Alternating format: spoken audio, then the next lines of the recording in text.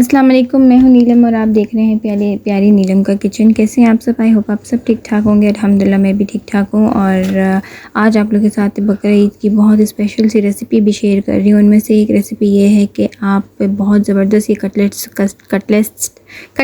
बना सकते हैं और बहुत इजी तरीके से बना सकते हैं। इंशाल्लाह ये रेसिपी आप लोगों को बहुत ही अच्छी लगेगी और बहुत इजी रेसिपी है। बहुत कम इंग्रेडिएंट्स के साथ बना के बताइए आपको मैंने, तो इसको फुल वॉच करें। चैनल में न्यू है तो चैनल को सब्सक्राइब करें, शेयर करें और कमेंट्स भी ज़रूर करिएगा, क्योंकि हर कमेंट को मैं जवाब ज़रूर देती हूँ और मैं कमेंट्स का इंतज़ार भी होता है कि आप लोगों को किस तरह से ये रेसिपी लगती है। तो चलिए बिस्मिल्लाह करके स्टार्ट करते हैं। सबसे पहले मैंने ले लिया था 1 kg कीमा, ठीक है, और ये है बीफ कीमा।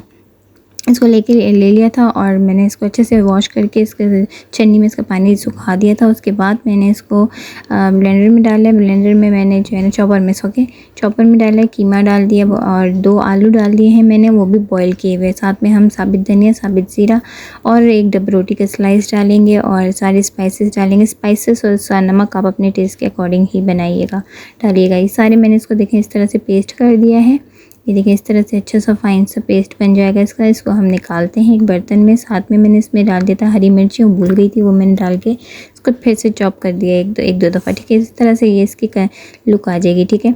ये देखें इस तरह से अच्छा सा चॉप हो गया है। ये डब रोटी डालने का मसला ये होता है कि जब आप डब रोटी डालते हैं ना तो वो चीज़ आपकी जो है ना आपके हाथ से गिरेगी नहीं। बहुत अच्छा सा इसका आप शेप बना सकते हो। चाहे आप इसके सीख कबाब की शेप बना दें या फिर आप इसको जो है ना शामी कबाब की शेप बना दें। बहुत अच्छी तरीके से इसकी शेप बना लेंगे आप। इसको चाहें तो इसमें अगर जो सीख कबाब बना रहा है उसमें सीख कबाब का मसाला डाल सकते हैं या तो शामी का भी मसाला डाल सकते हैं। पर ये बहुत ज़बरदस्त से कटलेट्स बनते हैं। आप इसको ज़रूर ब्रेकफास्ट में भी इंजॉय करें, टी टाइम में भी इंजॉय कर सकते हैं। ईद के दिनों में अमूमन डेली रूटीन में भी आप बना के रख सकते हो। बच्चों के लिए लंच बॉक्स में भी बना के रख सकते हो। बहुत ईजी है। इसको मैंने अंडे में डिप किया, फिर उसके बाद मैं ब्रेड क्रम्स में डिप करूँगी, ठीक है। हाथों को ग्रीस कर लीजिएगा, फिर बनाए चिपकेंगे नहीं।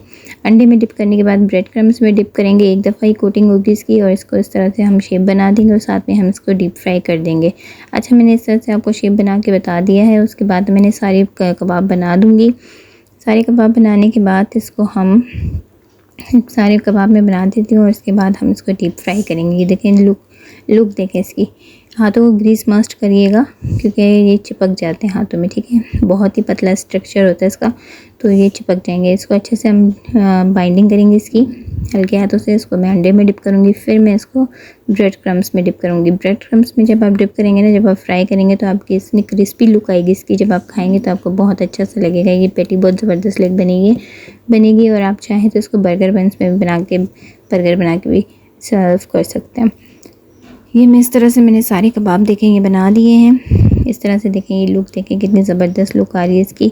तो इस तरह से मैंने सारे कबाब बना दिए। अब मैं इसको डीप फ्राई करूँगी। डीप फ्राई करने के बाद इसको हम जो है सर्व करेंगे और सर्व आप चटनी रायते के साथ भी सर्व कर सकते हैं, चाहे आप चपाती नान के साथ भी सर्व कर सकते हैं, डिपेंड करता है आपके ऊपर।